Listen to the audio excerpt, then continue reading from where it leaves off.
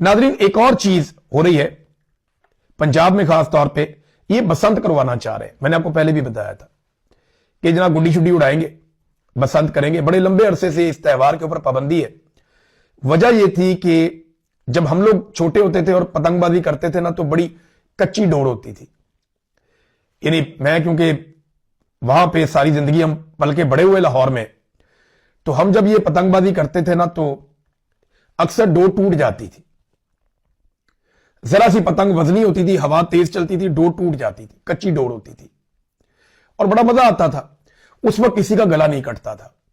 जैसे ही किसी के सामने डोर आती थी, वो हाथ ऐसे मारते थे, डोर टूट जाती थी। हमें अपनी पतंग को टूटने से बचाने के लिए काफी डोर छोड़नी पड़ती थी। इसको पंजाबी की जबान में वो दमियां लगाना कहते थे।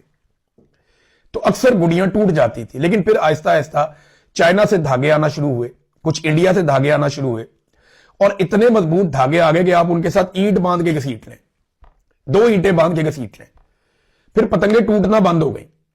हवा तेज होती थी, पतंग हवा में फट जाती थी, लेकिन वो टूटती नहीं थी। इतनी मजबूत डोरे आ गई।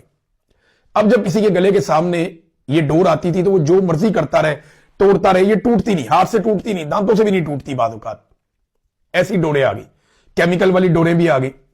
उनकी वजह से लोगों के गले कटना शुरू हो गए। पहले कोशिश की गई कि इन डोरों पे पाबंदी लगाई जाए, लेकिन जब नहीं लग पाया तो फिर हुकूमत ने पाबंदी लगा दी पतंगबाजी पे।